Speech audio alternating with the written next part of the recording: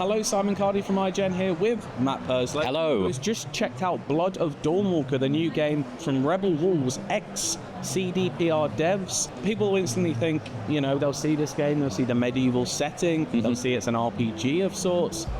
How much like The Witcher 3 is this game now? It's so much like The Witcher 3. And I'm not saying that like disparity or as if they've kind of copied their own homework. What this is it's set in the 14th century in our world. It's kind of like near the Carpathian Mountains. Okay. And you play a guy called Cohen, who is a regular-ish guy in the day, turns into a vampire at night. That's the curse of being a Dawnwalker. Yeah. And so the basic premise of this game is that something has happened to your family, they've been taken away, and you need to save them. The crux of this, though, is that you have 30 days to do it in. How does that work in-game then? Is it like, I'm guessing it's not real-time, like how long does a day last in this? So the real good thing about this is that the developers know it must be really infuriating to only have like 30 real-time days, and quite often real-time days in a game is normally like 20 minutes, right? So don't worry, it's not like that at all. Basically, as you do quests, you have kind of a currency, and that currency is time.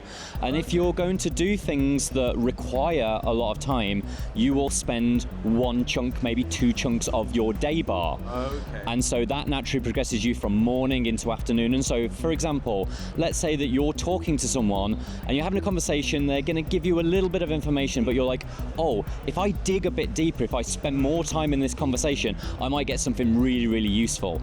You can spend a chunk of time to get that extra information, which might unlock a side quest for you, it might unlock something.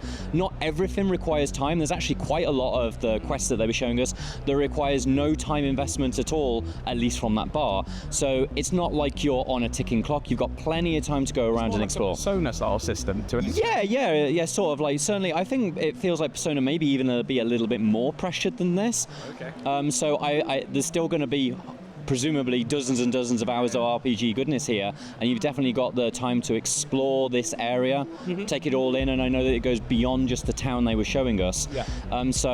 Full of side quests, full of very witchery sort of things, and very Witcher music. Like, the tone is so clearly there. Yeah. You say it's kind of on this 30 days sort of timer. Like, is this don't want to call it a roguelike, it doesn't sound like a roguelike, but is it the sort of game you're designed to beat first time round, or do you think it's the sort of thing you'll have to play through these 30 days multiple times in order to actually finish it? The real important thing to note here is that the 30 days is it's not a hard stop. It's a consequence. If you don't go and find your family in those 30 days... So it's like Shenmue. there is so many kind of ways. So basically, if you don't find the family in the 30 days, that's not the end of the game. The game will keep going indefinitely after that. It's just... You just won't have a family anymore. Well, I don't know. I do not know how the game, deals with that. It might be that you don't have a family. It might be that something else happens. Obviously, they're not going to tell me at this point. We've still got to wait until next year when the game comes out. But yeah, so it is a consequence. And so, yes, your time is to do with how you feel. Yes. But there will always be consequences to how you spend time. Okay. And in terms of spending that time, I imagine there's a fair amount of combat to be had in this game. What does the combat look like? Different depending on who you are at any one time. So in the day, I'd say it's a switch, like a mix between The Witcher 3 and, let's say, For Honor. Maybe a little bit of Kingdom Come Deliverance in there. It is a directional attack and block system. There is omni-block and omni-directional attacking, which is just tap those buttons and you'll do kind of attacks and defends. But if you want to really kind of dig in deep, you have to swing the sword left, right, up, down against the side that the enemy has no defense on. And the same as they attack you. If you move the sword, like physically to intercept their attack, you'll do a parry, you'll get that. Cohen also has the ability to use magical abilities. At night, though, you're using those fundamentals, but it's much more vampirically kind of flavored. You can bite, obviously, and replenish your health.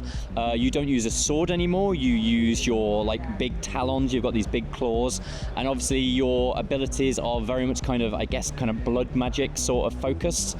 So the combat fundamentals are the same across both, but different in the flavors that they use. Yeah. When I think of CDPR, which is where Rebel Wolves kind of been born from. I think quests, I think quest structure, I think quest writing. You got a good idea of like sort of the details, sort of almost like choice and consequence that might happen in this game? Yeah, so what they gave us one quest and we watched them play it through twice, and it took them an hour to go through these. Depends on when you do a quest, depends on the sort of like choices and consequences that you get, but the first initial choice is when will you tackle the quest. If you do it at night, you can use the vampiric abilities. One of those involves quite literally walking up walls, quite literally walking across ceilings, which means a stealthier kind of approach that you're using. You obviously don't want people to know that there's a vampire just breaking into your local cathedral. Which is the quest that we were watching, is essentially break into the catacombs of a cathedral to get a special sword.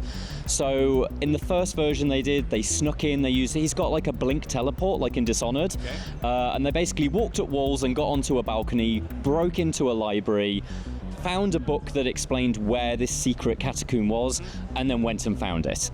In the day, a lot more difficult to do because obviously that library is protected by guards, and so it was a little bit more of a diplomatic kind of way, but also that led to different areas. So we can't just break in because we don't have the blink ability. So we spoke to this deacon that was in the cathedral. He told us about things that he'd heard of. We could spend a currency of time to learn even more.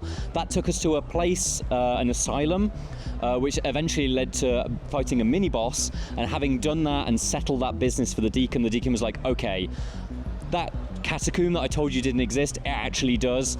Go to the library, you'll find out more about it. And he gave us the key to get into the library that we had previously broken into on the other version of the quest that we did. Do you think you could play this game not using combat? Is it that sort of RPG, or do you think that's a core part?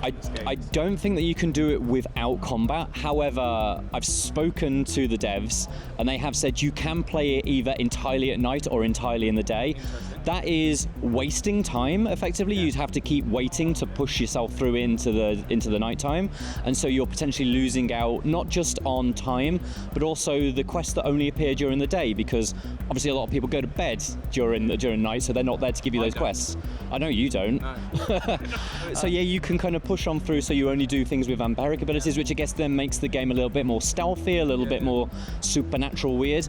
Or you could only stay up in the day and have, I guess, something that's probably closer to The Witcher 3. Obviously, the suggestion is that you do a mix of both.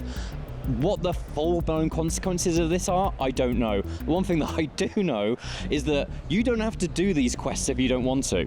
Okay. When you finish the prologue, you are given the final, the big quest is to save your family. Yeah. They are somewhere, they didn't tell me where, but... You can just ignore them if you want. It is the Zelda thing, right? You know how in Zelda you can just go straight through Hyrule Fields and go and fight Ganon? That exists in this game, so therefore every other storyline is plotted around it effectively in a circle. Yeah. It's not like a book that you read A to Z and finish at the big boss at the end. Yeah. You can complete these quests in any order, which means that there are some quests that you will maybe never even see. The devs said that they anticipate a regular playthrough of kind of like that 30 days. You'll probably see about 80% of what's in there, but you could very well see 15%, I guess. Okay. So when can we expect to play this? Do we have any idea yet?